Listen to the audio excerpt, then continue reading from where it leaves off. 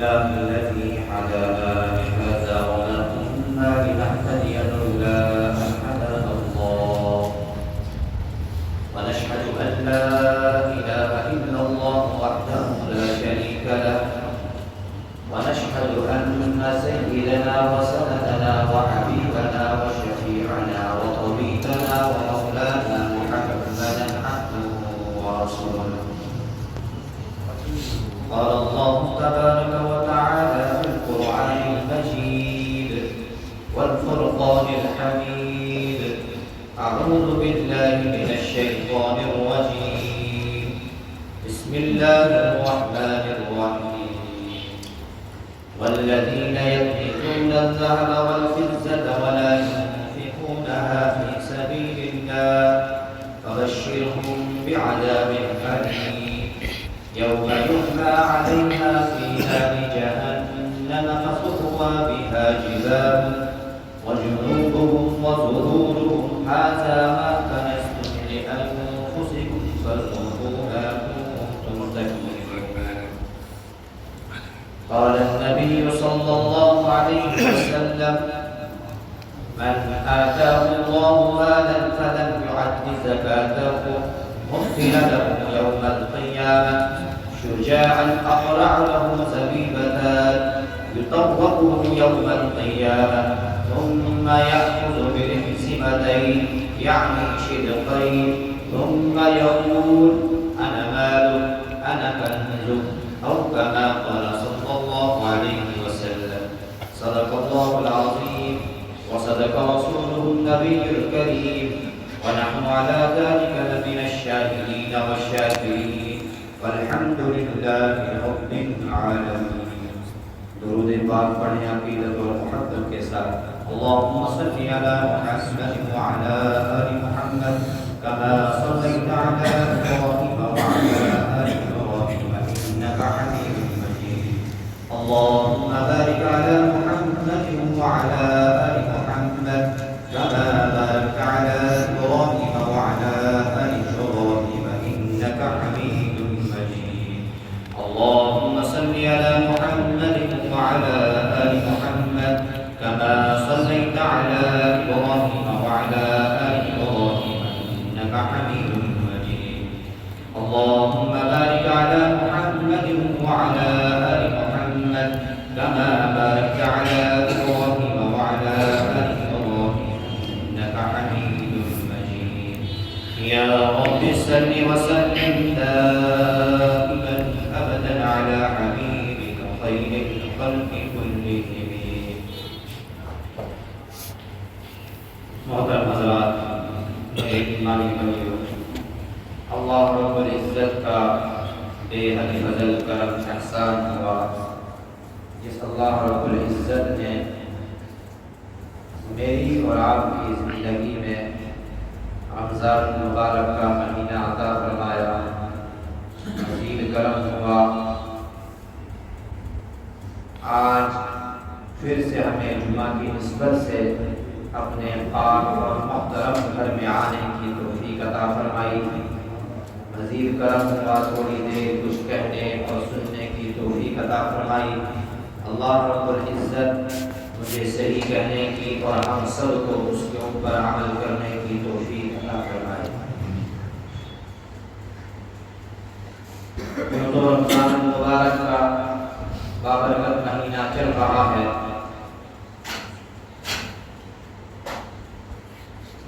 میں اور آپ سبھی جانتے ہیں کہ رمضان المبارک کا مہینہ باقی مہینوں کا سردار کہلاتا ہے. یہ ایک ضابطہ ہے کہ ہر ایک چیز کا ایک نہ ایک بڑا ہوا کرتا ہے، سردار ہوا کرتا ہے. جیسے انسان کے اندر بھی گھر کا ہے تو گھر کا سردار ہوگا. ایام کے اعتبار سے دیکھا جائے تو جمعہ کا دن جس میں میں اور آپ جمع ہیں دنوں کا سردار. مہینوں کے اعتبار سے دیکھا جائے تو رمضان المبارک کا مہینہ سردار ہے. اسی طرح انبیاء کرام علیہ السلام میں اگر دیکھا جائے تو میرے اور آپ کے آقا جناب محمد رسول اللہ صلی اللہ علیہ وسلم تمام انبیاء کے سردار ہیں، اور کتابوں میں قرآن مقدس تمام کتابوں سے بابر محترم۔ تو یہ رمضان المبارک کا مہینہ چل رہا ہے جس میں میں اور آپ زندگی اس وقت گزار رہے ہیں، لیکن میں نے آپ حضرات کے سامنے جو آیت کریمہ تلاوت کی، یہ رمضان کی نسبت سے تو نہیں ہے، لیکن یہ اس نعمت کے نسبت سے ہے جو اللہ رب العزت نے مجھے اور آپ کو عطا فرمائی، اور پھر اس نعمت کے بارے میں یہ بھی بتا دیا کہ اس نعمت کا آپ نے خرچ کیسے کرنا ہے۔ جتنی بھی نعمتیں اللہ رب العزت نے انسانوں کو عطا کی ہیں، جیسے انسان کو اللہ رب العزت نے جسم کی نعمت عطا فرمائی، بدن کی نعمت، تو اس کا بھی حق رکھا ہے کہ آپ کو نماز زیادہ کرنی ہے اور روزہ رکھنا ہے۔ اسی طرح مال عطا کیا تو مال کا بھی مصرف اللہ رب العزت نے بتا دیا کہ مال میں آپ نے اللہ کے راستے میں بھی خرچ کرنا ہے۔ اگر آپ اللہ کے راستے میں، اور اس کی بھی متعین مقدار بتا دیں، اتنا بھی خرچ نہیں کرنا ہے کہ آپ کو محتاج ہونا ہے، اور روکنا بھی نہیں ہے کہ آپ بخیل کہلائیں۔ جو مذہب اسلام ہے اس نے ہر طرح سے حدود اور باؤنڈریز رکھی ہوئی، ان حدود کو نہ انسان، ان حدود کے اندر اگر انسان زندگی گزارے گا تو کبھی بھی یہ انسان پریشان نہیں ہوگا، نہ اس دنیا میں پریشان ہوگا، نہ جو آخرت کی زندگی میرے اور آپ کے سامنے آنے والی ہے ابداً ابدا کی زندگی، اس میں بھی پریشان نہیں ہوگا اگر وہ حدود کی رعایت کرتے ہوئے جو حدود اللہ اور اللہ کے رسول جناب محمد رسول اللہ صلی اللہ علیہ وسلم نے اس انسان کے لیے متعین کر دی۔ جو مال کی نعمت ہے اس میں یوں تو بہت سارے حقوق ہیں، لیکن جو سب سے اہم حق ہے وہ زکوٰۃ کا حق، جو فرض کا درجہ رکھتی ہے، ایسے ہی فرض جیسے میرے اور آپ کے اوپر نماز فرض ہے۔ اسلام کی بنیاد جو 5 چیز میں اور آپ جانتے ہیں ان میں سے ایک زکوٰۃ ہے۔ سب سے پہلے ایمان، دوسرے نمبر پر نماز، روزہ، زکوٰۃ، حج۔ اور قرآن کریم میں جیسے میں نے پہلے بھی عرض کیا تھا کہ قرآن کریم میں جہاں پر اللہ رب العزت نے نماز کی تاکید فرمائی کہ نماز کو قائم کرو، وہیں پر یہ بھی فرمایا کہ زکوٰۃ ادا کرو۔ یہ اس بات کی دلیل ہے کہ زکوٰۃ ایک اہم رکن ہے، لیکن آج زکوٰۃ کے اس اہم رکن سے کتنے ہی لوگ واقف ہی نہیں، اور کچھ لوگ اگر واقف ہیں تو وہ اندازے سے زکوٰۃ ادا کرتے ہیں کہ ہاں جی ہم دیتے رہتے ہیں۔ اگر آپ علماء سے اس مسئلے کے بارے میں تحقیق کریں کہ ہم مال جو اللہ رب العزت نے ہمیں عطا فرمایا ہم اس میں سے خرچ کرتے رہتے ہیں، لیکن کل مال کو جمع کر کے اس کی متعین مقدار بنا کر پھر اس میں سے 2.5% اس طرح نہیں ہم کرتے، لیکن ہم خرچ کرتے رہتے ہیں، کیا ہماری زکوٰۃ ادا ہوگی یا نہیں؟ اس بارے میں بھی بڑا محتاط رہنے کی ضرورت ہے۔ اکثر لوگ، کچھ چند لوگ یہ بھی کہتے ہیں کہ ہم دیتے رہتے ہیں تو زکوٰۃ ہماری ادا ہو جاتی ہے۔ زکوٰۃ دینے کے لیے سب سے پہلے نیت جو شرط ہے وہ نیت کی، کیا نیت کی یعنی کہ یہ دوسرا مسئلہ ہے، لیکن سب سے پہلے انسان کو تمام کی تمام جو اس کا مال ہے اس کو جمع کرنا پڑے گا۔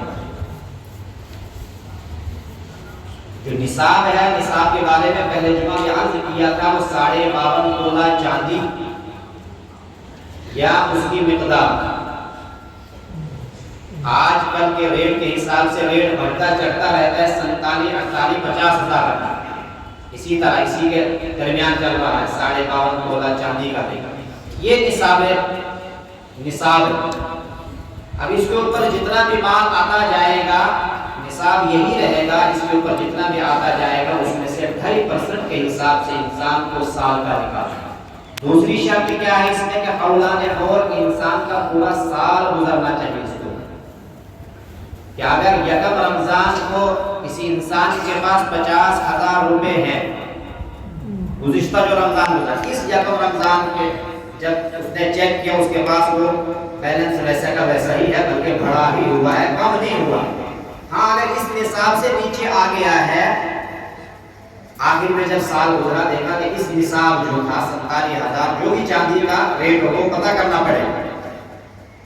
اگر اس سے نیچے اب آ گیا ہے تو آپ اس کے اوپر زکوٰۃ نہیں۔ یہ جو قرآن کریم کی آیت مبارکہ ہم حضرات کے سامنے پڑھی، اس میں اللہ رب العزت نے والذین یکنزون الذهب والفضة ولا ينفقونها في سبیل اللہ فبشرهم بعذاب علیم، کہ جو سونا اور چاندی کو جمع کر کے کنز کر کے رکھ لیتے ہیں، خزانہ ذخیرہ اندوز کر لیتے ہیں، جمع کر کے رکھ لیتے ہیں اور اللہ کے راستے میں اس میں سے خرچ نہیں کرتے۔ مفسرین حضرات نے لکھا ہے کہ یہاں پر سونے چاندی کا ذکر کیوں آیا؟ میرے اور آپ کے دماغ میں ایک سوال پیدا ہو سکتا ہے، سونا چاندی ہمارے پاس ہے، ہمارے پاس تو پیسہ ہے، کیونکہ یہ اس وقت اللہ کے نبی صلی اللہ علیہ وسلم کا جو دور رہا ہے، جو عرب کا دور رہا ہے، اس وقت یہی رائج تھی۔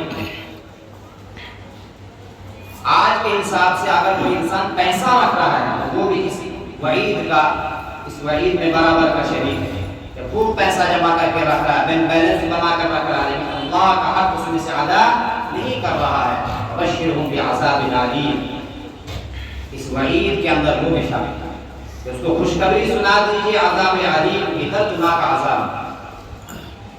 یوم یحمى علیہا فی نار جہنم فَتُقْوَى بِهَا جِبَاهُهُمْ وَجُنُوبُهُمْ وَظُهُورُهُمْ هَذَا مَا كَنَزْتُمْ لِأَنفُسِكُمْ وَذُوقُوا مَا كُنتُمْ تَكْنِزُونَ۔ آگے اور سخت انداز اللہ رب العزت کا ہے کہ جس دن اس مال کو تپایا جائے جہنم کے اوپر، یوم یحمى علیہا فی نار جہنم فَتُقْوَى بِهَا جِبَاهُهُمْ وَجُنُوبُهُمْ وَظُهُورُهُمْ، تو ان کے چہروں کو، پہلوؤں کو داغا جائے گا اور ان کی پیٹھ کو داغا جائے گا اس مال کے ذریعے سے۔ مفسرین حضرات نے یہاں پر ایک نقطہ نوٹ کیا ہے کہ چہرے کا ذکر یہاں پر آیا، جباہ و جنوب، اور ان کے پہلوؤں و ظہور، اور ان کی پیٹھوں کو اس مال کے ذریعے داغا جائے گا۔ ھذا ما کنزتم، کہ یہی وہ ہے جس کو تم جمع کر کے رکھتے ہیں، ھذا ما کنزتم لانفسکم، اپنے لیے اس کو جمع کر کے رکھتے ہیں، فذوقوا ما کنتم تکنزون، تو چکھو اب اس کا مزہ جو تم جمع کر کے رکھتے ہیں۔ مفسرین حضرات نے یہاں پر ایک نقطہ بیان کیا ہے کہ یہاں پر چہرے کا، پہلو کا، پیٹھ کا ہی ذکر کیوں آیا؟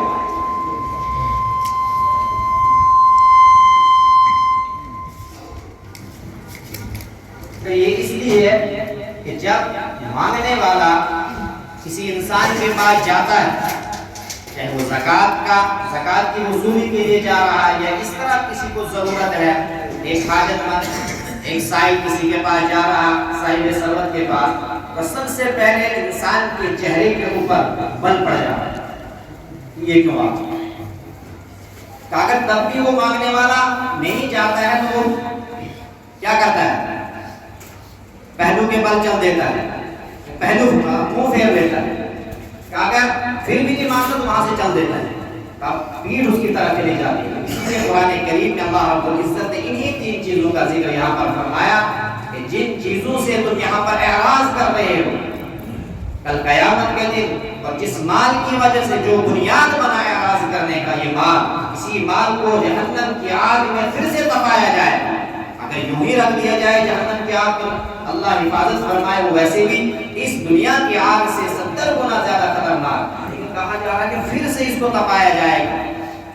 اور ایک حدیث میں اللہ کے نبی جناب محمد رسول اللہ صلی اللہ علیہ وسلم نے فرمایا کہ تنکیلوں کی شکل میں اس مال کی شکل، اس مال کو شکل دی جائے گی اور پھر تپایا جائے گا، پھر تاگا جائے گا، خاک اگڑ جائے گی، جل جائے گی، سڑ جائے گی، بھن جائے گی، پھر سے خاک جب تنکیوں کو تپایا جائے گا، پھر سے وہ خاک ویسی کی ویسی ہو جائے گی۔ یہ سلسلہ چلتا رہے، اللہ ہم سب کی حفاظت فرمائے۔ اسی زکوٰۃ کے معاملے میں ہم بڑے لاپرواہ، دنیا کے اندر بارشوں کا رک جانا زکوٰۃ ادا نہ کرنے کی وجہ سے۔ اللہ کے حبیب صلی اللہ علیہ وسلم نے بہت ساری وجوہات بتائی کہ جب انسان زکوٰۃ دینا روک لیتا ہے کون کون سے آفات، کون کون سے عذابات اللہ رب العزت کے اس انسان کے اوپر اس دنیا میں ہی آتے ہیں۔ ان میں سے ایک یہ بھی ہے کہ جب زکوٰۃ کو روک لیا جائے گا تو اللہ رب العزت کی طرف سے بارشوں کا انتظام ہوگا۔ آج میں اور آپ دیکھتے ہیں کہ جس وقت بارش کی ضرورت ہوتی ہے بارش نہیں برستی، لیکن جس وقت ضرورت ہونی چاہیے اس وقت برستی نہیں، اور جب ضرورت ہے تب برستی۔ پھر ہم کہتے ہیں یہ کیا ہو رہا، اور اللہ رب العزت ہم سب کی حفاظت فرمائے، اس زکوٰۃ کی اہمیت کو سمجھنے کی ہم سب کو توفیق عطا فرمائے۔ اور بھی بہت سارے مقامات پر اللہ رب العزت نے فرمایا ہا انتم ہؤلاء تدعون لتنفقوا في سبيل الله فمنكم من يبخل ومن يبخل فإنما يبخل عن نفسه۔ جب تم وہی ہو کہ تمہیں جب اللہ رب العزت کی طرف سے آواز دی جاتی ہے ہا انتم ہؤلاء تدعون لتنفقوا في سبيل الله کہ اللہ تعالیٰ کے راستے میں خرچ کرو، تو تم اس میں بخل کرنے لگتے ہو۔ اور کیا اللہ رب العزت یہاں پر فرمائے کیا یہ بخل کرنا تمہارے لیے اچھا ہے؟ نہیں، یہ تمہارے لیے اچھا نہیں بلکہ تمہارے لیے برا ہے۔ اگر تم اللہ کے راستے میں مال خرچ کرو تو کس کے لیے کرنا؟ اپنے لیے کرنا۔ اور اگر تم اس کے اندر بخل کر رہے ہو تو کس کے لیے کر رہے ہو؟ اس میں اللہ کا نقصان نہیں ہے، کسی اور کا نقصان نہیں ہے، بخل کرنے والے کا نقصان۔ اور بھی بہت سارے مقامات پر اللہ رب العزت نے بڑی تاکیدی حکم فرمایا اور سخت سخت وعید۔ اللہ کے حبیب جناب محمد رسول اللہ صلی اللہ علیہ وسلم نے بھی ایک حدیث میں فرمایا من آتاہ اللہ مالا، کہ اللہ رب العزت نے جس شخص کو مال عطا فرمایا فلم یؤدی زکاتہ، پھر اس نے اس کی زکات ادا نہیں کی، مثل له ماله یوم القیامة شجاعا اقرع له زبیبتا، اس مال کو ایک اژدہا کی شکل دے دی جائے، مثل له یوم القیامة شجاعا اقرع له زبیبتا، جس کے 2 سیاہ کتے ہوں، اور اتنا زہریلا وہ سانپ ہوگا جس کی سختی، زہر کی سختی کی شدت کی وجہ سے اس کے سر کے بال اڑے۔ یہ مال کو شکل دی جائے گی اور اس نہ دینے والے کو اوپر اس سانپ کو، اس اژدہے کو مسلط کر دیا جائے، اور پھر کیا کہے گئے انا مالک انا کنزک، کہ میں تیرا وہ مال ہوں، میں تیرا وہ خزانہ ہوں جس کو تو جمع کر کے رکھا کرتا، ان مصارف میں خرچ نہیں کرتا تھا جن مصارف میں اللہ رب العزت نے تجھے خرچ کرنے کے لیے کہا تھا، بلکہ ان مصارف میں خرچ کرتا تھا جن مصارف میں، جن جگہوں پر تجھے رب نے کہا تھا ان جگہوں پر خرچ مال نہیں کرنا۔ ان المبذرین كانوا اخوان الشیاطین ان اللہ لا يحب المسرفین، لیکن تو انہی جگہوں پر مال کو خرچ کرتا تھا، تیرے سامنے کوئی مانگنے والا آتا تھا، حاجت مند آتا تھا، ضرورت مند آتا تھا، تو تیرے چہرے کے اوپر بل پڑ جاتے تھے، تو وہاں سے چل دیتا تھا، تو اس کو برا محسوس کرتا تھا۔ اس لیے یہ مال کیا کہے گا انا مالک، میں وہ تیرا مال جس کو تو بڑی محبت سے رکھا کرتا تھا۔ سورہ مطففین نے فرمایا الذی جمع مالہ وعددہ یحسب ان مالہ اخلدہ، گمان کرتا ہے انسان اس مال کو رکھنے کے بعد یہ ہمیشہ اس کے پاس رہے گا، نہیں، یہ مال کسی کا نہیں ہے۔ بڑے بڑے فرعون آئے، بڑے بڑے قارون آئے، حامان آئے، سب یہیں پر یہ چھوڑ کر چلے گئے، کوئی ساتھ میں لے کر اس مال کو نہیں گیا آج۔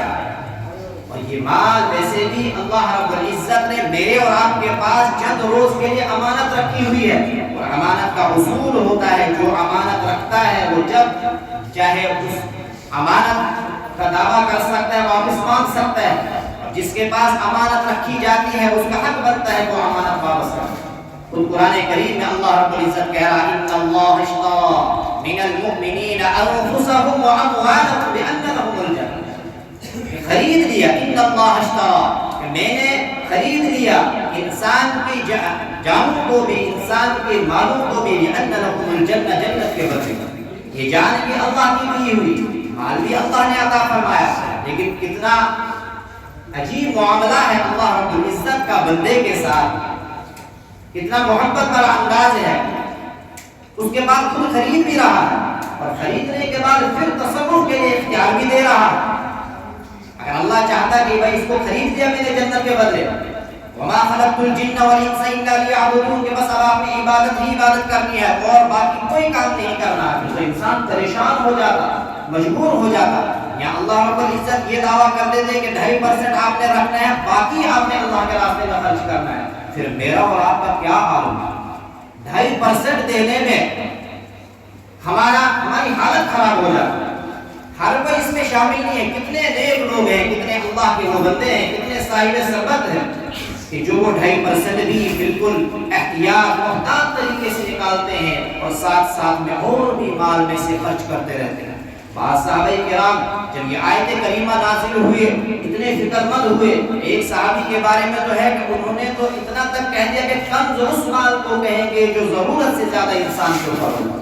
لیکن جب صحابہ کرام فکر مند ہوئے، جناب نبی کریم صلی اللہ علیہ وسلم کے پاس حاضر ہوئے اور فرمایا کہ ہمارے پاس یہ جو آیت کریمہ نا ہمارے پاس بھی تو مال ہوتا. تو اللہ کے نبی صلی اللہ علیہ وسلم نے فرمایا کہ جب مال میں سے تم زکات ادا کرو اس کے بعد اب وہ مال قرض میں شامل ہے. لیکن چند صحابہ کرام تو کہتے تھے کہ جو بھی ضرورت سے وہ قرض کا، اگرچہ جمہور مسلک یہی ہے جس میں خلفائے راشدین بھی ہے کہ مال کے اندر سے زکات ادا ہو گئی، اب یہ مال صاف ہو گیا، اب یہ قرض نہیں ہے. لیکن اللہ کے نبی جناب محمد رسول اللہ صلی اللہ علیہ وسلم نے فرمایا کہ ان فی المال حقا سوى الزکات، کہ آپ کے مال کے اندر زکات کے علاوہ بھی حق ہے. کہ اگر ایک انسان زکات ادا کر رہا ہے محل ایک، اور زکات کو جو بتایا گیا کہ نأخذ من اغنیائهم ونرد على فقرائهم، کہ مالداروں سے لے کر فقراء کے اوپر تقسیم ہو رہی ہے، لیکن خالی زکات نکالنے سے مالدار نکال رہے ہیں فقراء کے اوپر تقسیم ہو رہی ہے، یا مالدار زکات نکال رہے ہیں مدارس میں دے رہے ہیں، دین کی اشاعت ہو رہی ہے، یا اور کسی مصرف میں جو مسائل بتائے گئے ہیں، یا کسی مقروض کو دے رہے ہیں لیکن اتنے سارے مقروض ہیں کہ سب کا قرضہ اس سے ادا نہیں ہوا. والغارمین، مقروض بھی ہیں ان مصارف میں جو مصارف اللہ رب العزت نے بتائے ہیں زکات. تو کہا کہ پھر اب وہاں خالی زکات دینے سے کام نہیں چلے گا، بلکہ اب زکات کے علاوہ بھی آپ کو مال خرچ کرنا ہوگا. پہلا حق تو زکات. اگر ایک انسان زکات نہیں نکال رہا، صدقہ خیرات دھوم دھام سے کر رہا لیکن زکات نہیں نکال رہا، سوچ رہا ہے میرا پیچھا چھوٹ جائے گا، نہیں میرے ایمانی بھائی، سب سے پہلا جو حق مال کے اندر ہے وہ زکات کا حق. بہت سارے لوگ ایسے ہیں بڑے بڑے ختمات پڑھائیں گے اور شادی کے اندر بہت خرچ بھی کریں گے اور بڑا بھنڈار بھی نکالیں گے، لیکن پوچھو زکات نکالی، بولیں گے زکات نہیں نکالی. اللہ نے مال دیا ہے، صاحب سبق نصاب کے مالک ہیں، تو خدمات اور بھنڈارا نکالنے سے اور نظر و نیاز کرنے سے زکات کا جو حق آپ کے اوپر ہے وہ آپ سے ضائع نہیں ہوا، آپ سے ختم نہیں ہوا. اس کے بارے میں پوچھ ہوگی. پھر اس جو وعید قرآن کریم میں آئے فبشرہم بعذاب علیم، اس کے ہم مصداق ہیں، اس کے ہم مستحق ہیں. اللہ حفاظت فرمائے. اس لیے سب سے پہلے جو حق ہے وہ مال کے اندر سے اگر اللہ رب العزت نے صاحب نصاب بنایا تو انسان سب سے پہلے زکات کے بارے میں محتاط رہے اور پورے مال کو جمع کرے جو تجارت کے لیے مال. بہت سارے ساتھیوں کا سوال ہوتا ہے جو گاڑیاں ایک دو چار رکھی ہوتی ہیں، گھر 2-4 رکھے ہوتے ہیں، یا اور اسی طرح کپڑے وغیرہ گھر کا فرنیچر، کیا ان پر زکات ہے؟ ان پر زکات نہیں. گاڑیاں آپ نے اپنے چلت پھرت کے لیے 2-4 رکھی ہیں، گھر آپ کے 2-4 ہیں لیکن اپنے لیے ان پر زکات نہیں. گھر کے جو لگانے کے کپڑے ہیں، استعمال کرنے کے کپڑے ہیں، گھر کا فرنیچر ہے، ان پر زکات نہیں. لیکن جو آپ اس کے اندر نیت کریں گے تجارت کی، اب یہ تجارت کا مسئلہ آ گیا ہے، اب اس کے اندر زکات ہوگا. مان لو آپ کے پاس 2 گھر ہیں، ایک گھر آپ نے بیچنے کے لیے رکھ دیا، ابھی تک آپ دونوں میں رہ رہے تھے، لیکن اب آپ کی نیت چینج ہو گئی، تبدیل ہو گئی کہ اب اس کو بیچنا ہے، اب یہ تجارت میں آ گیا اور مال تجارت کے اوپر زکوٰۃ واجب ہوگی۔ یہ مسئلے باریک بھی ہے، لیکن جب انسان سمجھنے کی کوشش کرتا ہے اللہ رب العزت راستے ہموار کر دیتا ہے اور اللہ رب العزت سمجھنے کی توفیق بھی عطا فرما دیتا ہے، اور جب ایسا انسان کرتا ہے تو اللہ رب العزت پھر عمل کرنے کی بھی توفیق عطا فرما دیتا ہے۔ اس لیے ان مسائل کو انسان جس طرح اپنے جسم کے لیے بڑا فکر مند رہتا ہے کہ بیمار نہ ہو جائے، کوئی انفیکشن نہ لگ جائے، یہ تو سب سے بڑا روح کا انفیکشن ہے کہ انسان اللہ رب العزت نے مالدار بنا لیکن زکوٰۃ نہیں دے رہا۔ کیوں نہیں دے رہا؟ کہ مجھے مسائل معلوم نہیں ہے، دیتا تو ہوں میں اللہ کے راستے میں، لیکن زکوٰۃ کی نیت سے نہیں دے رہا، تو زکوٰۃ ادا نہیں ہے۔ ہاں میں اللہ کے راستے میں دیتا تو ہوں، نیاز کرتا ہوں، خدمات پڑھاتا ہوں، قرآن شریف ہر مہینے پڑھا رہا ہوں، مدرسے کے بچوں کو لا رہا ہوں، تو کھلا رہا ہوں، محلے میں دعوت کر رہا ہوں، لیکن زکوٰۃ نہیں دیتا ہے، تو زکوٰۃ کا مسئلہ اس خدمات سے ادا نہیں ہو۔ اس لیے ان تمام مسائل کو انسان سیکھنے کی کوشش کرے، جب انسان سیکھنے کی کوشش کرے گا تو الدین یسر، دین آسان، دین مشکل نہیں ہے۔ اسی طرح نماز کے مسائل ہیں، زکوٰۃ کے مسائل ہیں، روزے کے مسائل ہیں، اعتکاف کے مسائل ہیں، یہ وہ تمام مسائل ہیں کہ جو سیکھنے میرے لیے اور آپ کے لیے بڑے ضروری ہیں تاکہ ہماری یہ دنیا بھی آباد رہے، اور جس دنیا کی طرف میرا اور آپ کا سفر، جس عالم کی طرف میرا اور آپ کا سفر رواں دواں ہے، جو ہمیشگی کا سفر ہے، تاکہ وہ دنیا بھی ہمارے لیے آسان بن جائے، وہ عالم بھی ہمارے لیے آسان بن جائے، وہ عالم آخرت جو ہمیشگی کا سفر ہے۔ یہ چند سالہ زندگی ہوتی ہے، اس میں انسان بڑا فکر مند رہتا ہے، میری زندگی تو کٹ گئی، بچوں کا کیا ہوگا، ان کے پوتوں کا کیا ہوگا، پڑپوتوں کا کیا ہوگا، سب کی فکر لگی رہتی ہے دنیا کے معاملات کے بارے میں، لیکن دین کے معاملے میں ہم بے حس ہو چکے ہیں، بے غیرت ہو چکے ہیں۔ دین کے معاملے میں ہم اپنی اولاد کے بارے میں فکر مند نہیں، اس کے بارے میں ہمیں فکر مند ہونا ہے۔ قرآن کریم میں تو بہت سارے مقامات پر اللہ رب العزت فرما رہے ہیں کہ بھائی تم سے تمہاری اولاد کے بارے میں پوچھو گا کتنا تم نے ان کو دین کے بارے میں مسائل سمجھائے، دین کے احکام سمجھائے، نماز جو اہم عبادت ہے اس کے بارے میں کتنا آپ نے ان کو سمجھایا۔ کیا فرمایا جناب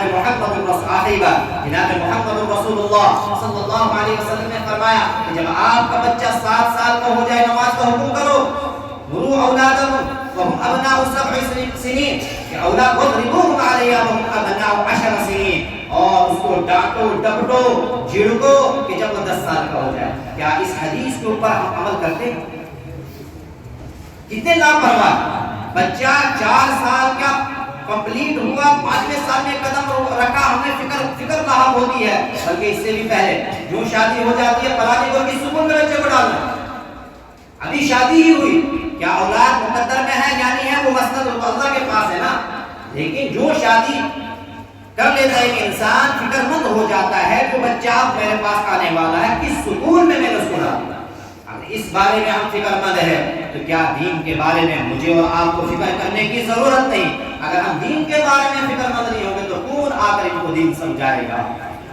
آج تو ہم جیسے کیسے ہمارے بزرگوں کی دعاؤں کے صدقے میں جیسے کیسے کلمہ پڑھنے والے ہیں، جیسی کیسی نماز پڑھنے والے ہیں، لیکن ذرا ہوش کے ناخن لینے کی ضرورت ہے، فکر مند ہونے کی ضرورت ہے۔ جیسا میرا اور آپ کا رویہ آج اپنی اولاد کے ساتھ ہے، شاید ہو سکتا ہے ہماری موت کے بعد انہیں یہ جو مسجدیں ہیں یہ عجائب گھر نظر آتے ہیں، جیسے کہ بہت ساری مساجد کو آج عجائب گھر کے طور پہ رکھا گیا، پھر ہمیں اور آپ کا شکوہ ہوتا ہے مساجد کے اوپر قبضہ ہوگا، یہ تو ہونا ہی ہے۔ جب ہم نے اپنے اولاد کے اندر دین کو ٹرانسفر نہیں کیا، اس دین کو جو دین فطرت کہا گیا ہے اسی کے اوپر مجھے اور آپ کو تمام انسانیت کو پیدا کیا، اس لیے اس کے بارے میں فکر مند ہونے کی ضرورت ہے۔ یہ رمضان المبارک کا مہینہ اسی لیے آتا ہے تاکہ ہمارے میرے اور آپ کے اندر فکریں پیدا ہو، خالی یہ ایک مہینہ گزارنا نہیں ہوتا ہے، یہ پوری زندگی ہماری اسی طریقے پر آ جائے جس طریقے پر اس مہینے میں اور آپ کوشش کرتے ہیں۔ اللہ رب العزت کہنے سننے سے زیادہ عمل کرنے کو توفیق عطا فرمائے۔ جنگ مدارس سے